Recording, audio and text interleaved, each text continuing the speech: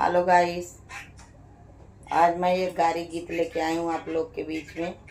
अच्छा लगेगा लाइक सब्सक्राइब करना, बहुत सारा प्यार दुलार बरसाना और कमेंट बॉक्स में बताना कि गारी गीत आप लोग को कैसा लगा।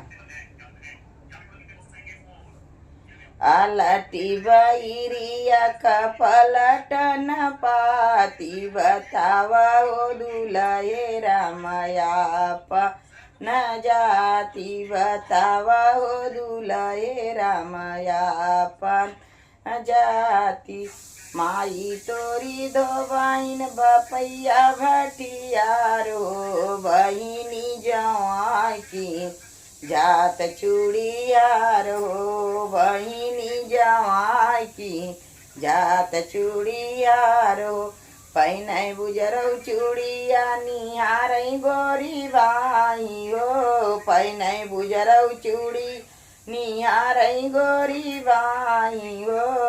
अलटी बइरिया कपलटना पाती बतावा ओ दुलाए राम यापन जाति बतावा ओ दुलाए राम आपन जाति। माई तुअरी दो बहन बपैया भटियार हो बहिनी जवाई की जात मुसलमान हो बहिनी जवाई की जात मुसलमान हो।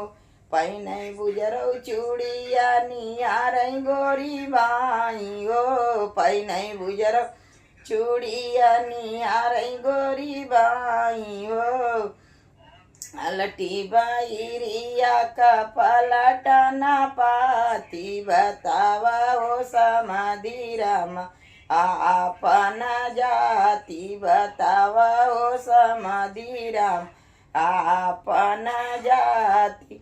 माई तोरी दबाइन बपैया भटियारो बुआ जवाई की जात चूड़ियार हो बुआ जवाई की जात मुसलमान हो।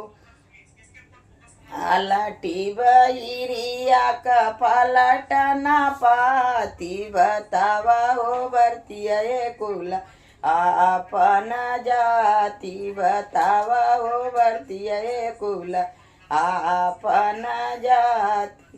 माई तुहरी दो बहन बपैया भटियार हो माई तोरी दो बपैया भटियार हो बहिनी जवाई की जात चूड़ियार हो बहिनी जवाई की जात चूड़ियार हो। पहना बुजरौ चूड़िया निहारै गोरी बाई हो पहने बुजरौ चूड़िया निहारै गोरी बाई हो। अलटी बइरिया का पलटन पाती बतावा हो बराती सरौआ आपन जाति बतावा हो बरतिया सरवन आपन जाति।